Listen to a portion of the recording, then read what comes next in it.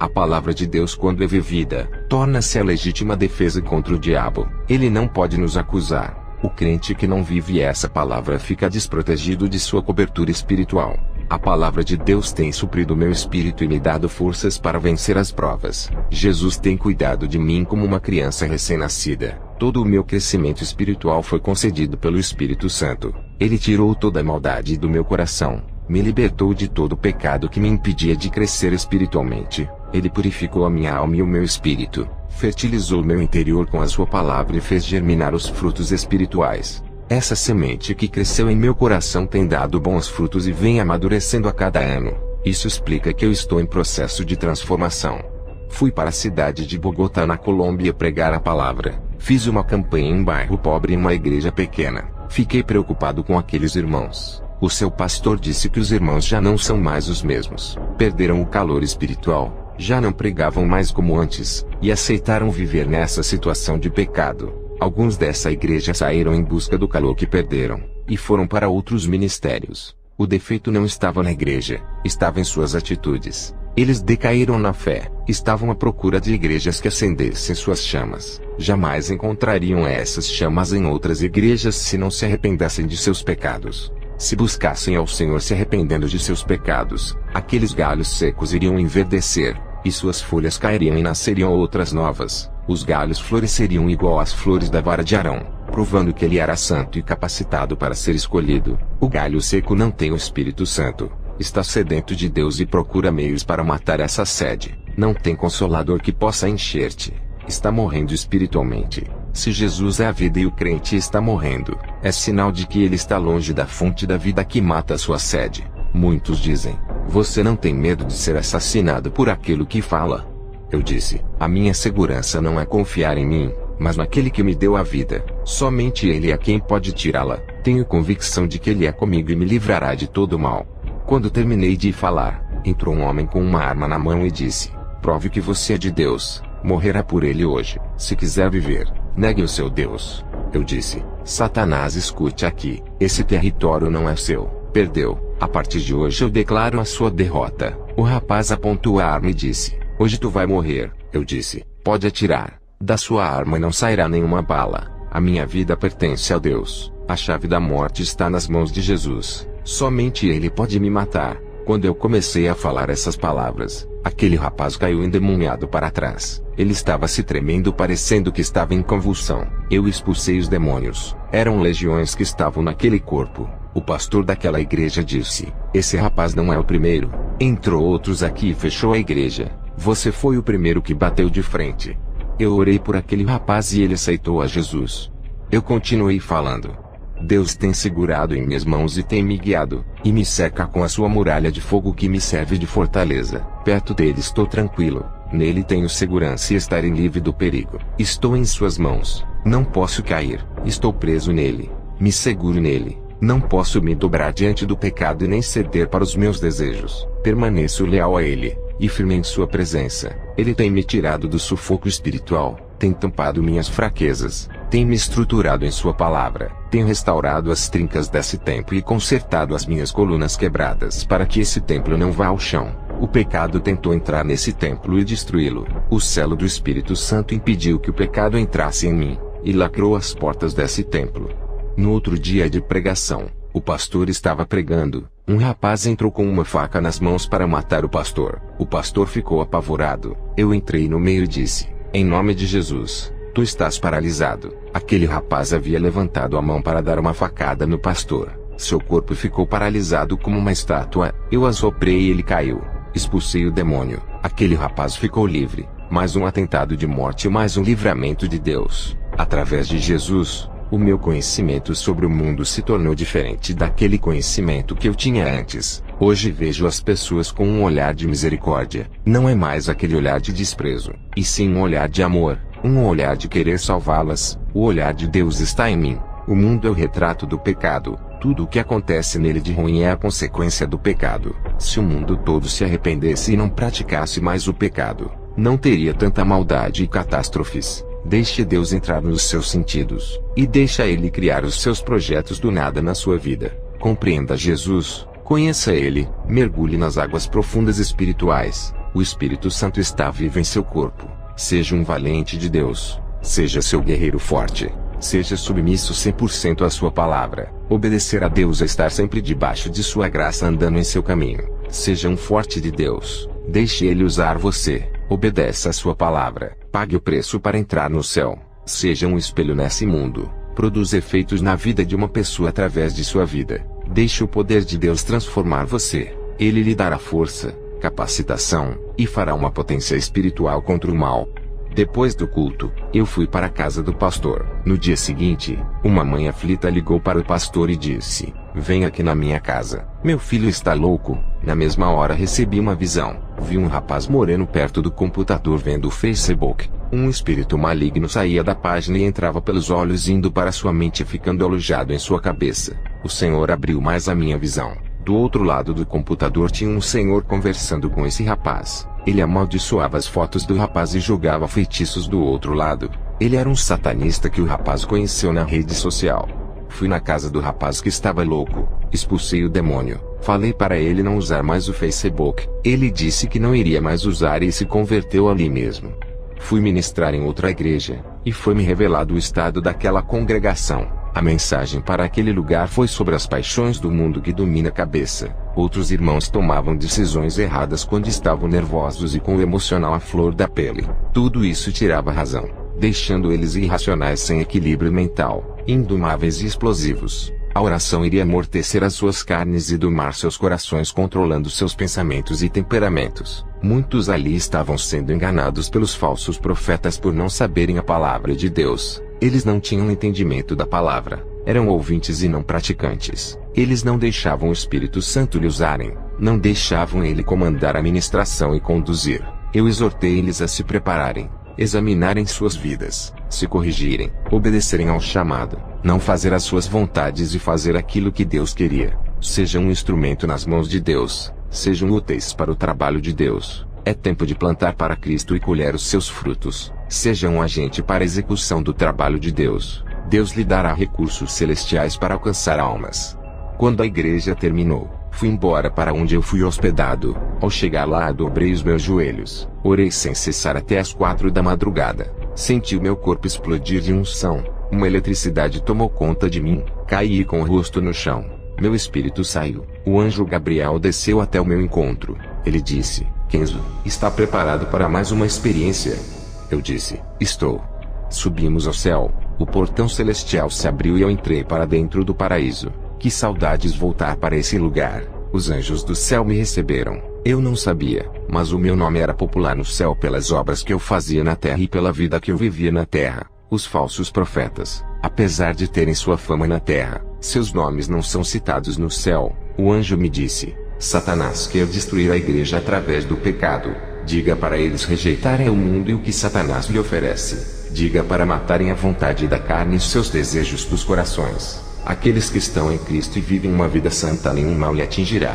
Nem feitiçaria poderá te fazer mal, pois a santidade é sua armadura. Diga para a igreja fazer obras de caridade, ajudarem os oprimidos e aqueles que necessitam. A pessoa que você ajuda hoje, pode lhe ajudar amanhã se tiver gratidão. Diga para eles ajudarem sem esperar nada em troca. Sejam generosos e não interesseiros, a retribuição virá de Deus, seja na terra ou no céu." Jesus disse: "Meu servo, tu sempre teve dúvidas sobre a salvação de Salomão. Hoje irei revelar a ti onde Salomão se encontra." Eu e Jesus começamos a andar nas ruas de ouro no céu. Passamos perto dos edifícios de ouro que são as casas dos santos. Eu vi homens jovens com seus corpos resplandecentes. Eu vi Isaque, Jó, Sansão e Elias. Continuamos a andar e vi Maria Madalena, Ana e Isabel. Elas estavam lindas e seus rostos refletiam a glória. Chegamos em um lugar onde vi o rei Salomão. Suas vestes brancas refletiam o branco da justiça. Também vi Tiago e João Batista. Todos estavam felizes com sorrisos no rosto. Continuamos a andar e o Senhor disse: "Kenzo, aquela é a sua casa."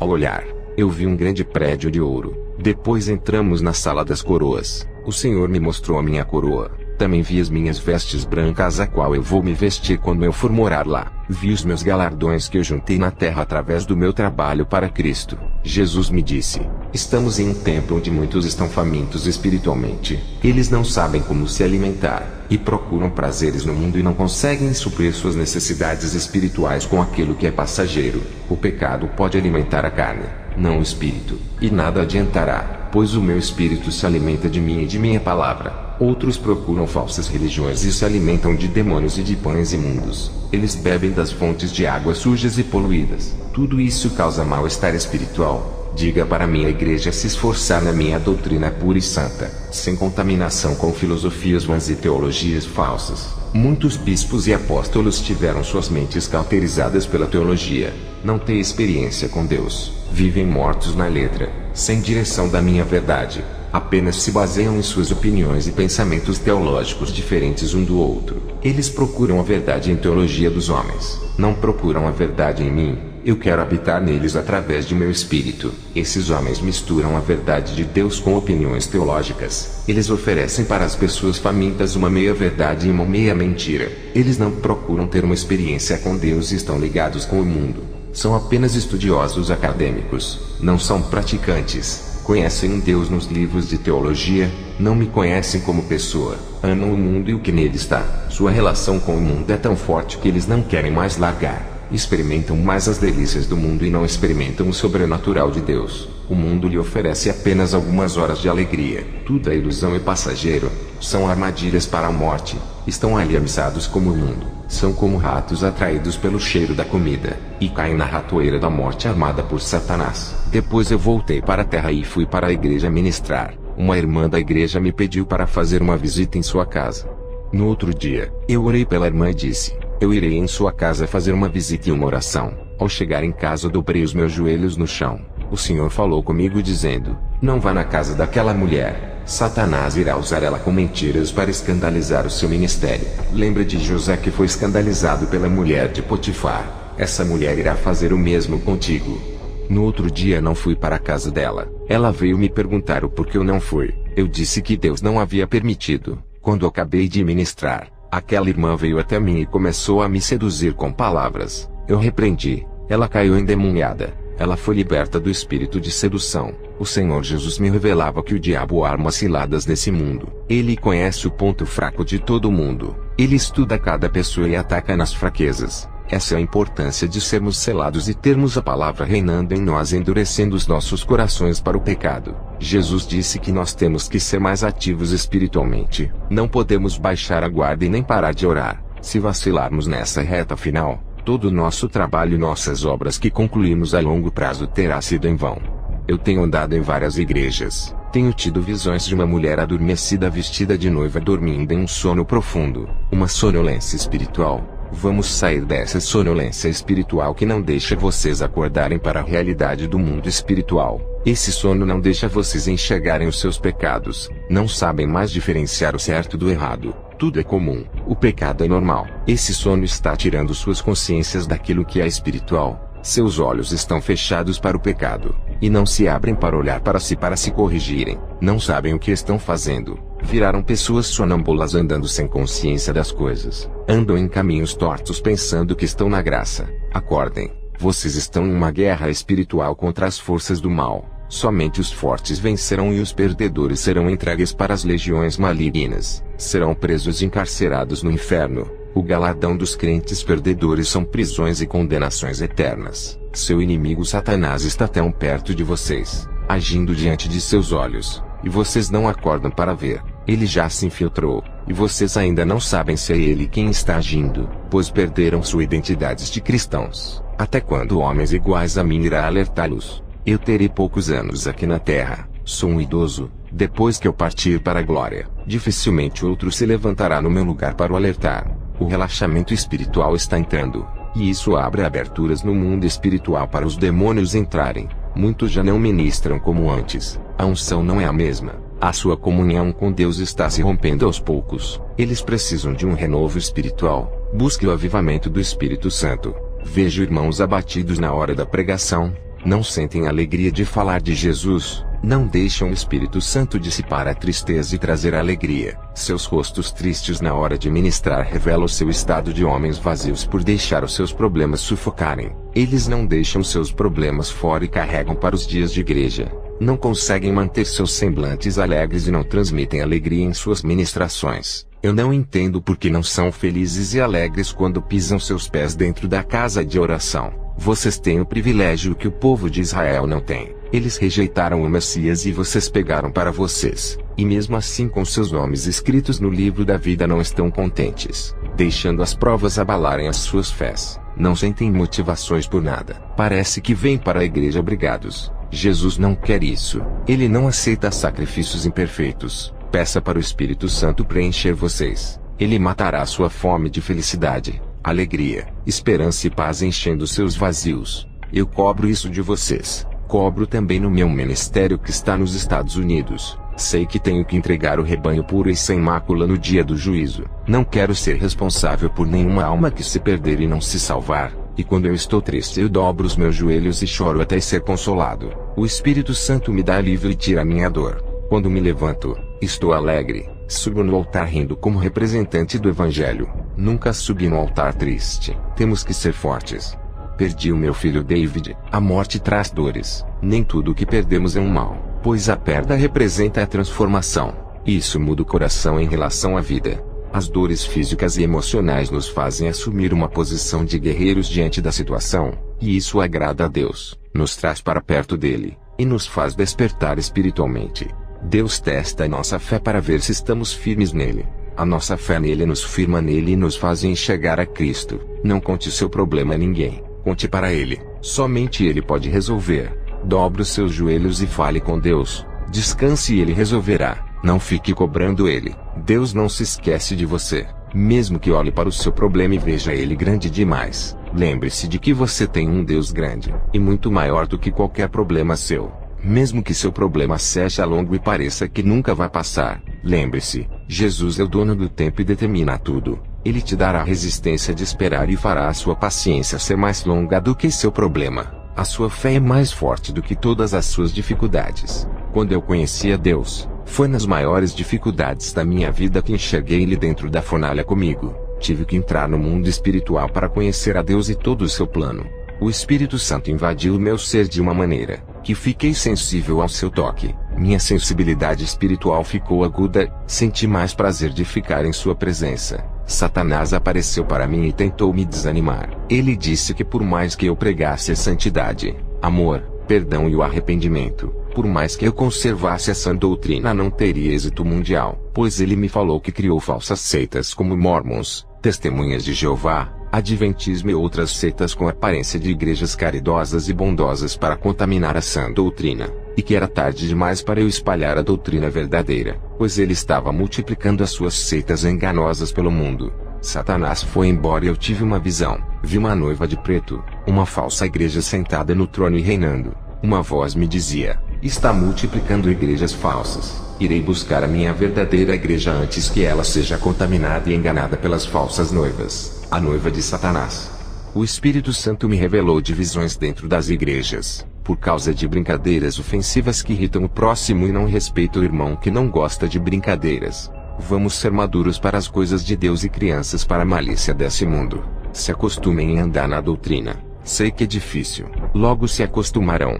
Sejam viciados em orações todos os dias. Caiam nessa rotina espiritual. Vivam uma vida santa. Se viverem uma vida relaxada na presença do Senhor, ninguém dará crédito por suas palavras. Você é a palavra que prega, assim como Jesus é a palavra. Muitos vivem uma vida de pecado. Não ganham mais almas por escandalizarem o Evangelho. Caíram em descrédito por causa de seus testemunhos. Os falsos mestres, doutores da mentira, estão dentro das igrejas usando a própria palavra de Deus para enganar, como Satanás usou a palavra de Deus para enganar a Jesus no deserto. Se não estivermos revestidos com as armaduras da santidade, seremos presas fáceis. O diabo não se importa com crentes que buscam bênçãos materiais. O materialismo para o diabo não tem valor nenhum. É perecível. O diabo se importa com aquilo que é eterno. Os que buscam as coisas espirituais, quem busca morar no céu, coisas não perecíveis, tudo isso incomoda o diabo. Ele sabe o que perdeu, jogou sua herança fora, sabe o que é bom e não quer que consigamos o que ele já perdeu.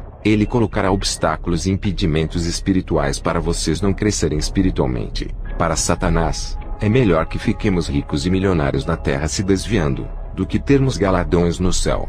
Ele prefere que conquistemos o mundo, sejamos poderosos aqui ao invés de conquistarmos o céu, pois a riqueza corrompe, e a riqueza dessa terra acaba. Já as dos céus são eternas. Nossas riquezas não estão nesse mundo, estão sendo armazenadas no céu para onde iremos morar, para que ajuntar tesouros na terra, se quando morremos não levaremos nada. Tudo vai ficar aqui, para onde vamos não levaremos, pois o noivo nos levará e deixará os nossos bens. Que todos que ouvem esse testemunho venham a se reconciliar com Deus, que venham a receber uma unção especial ao ouvir essas palavras. Amém.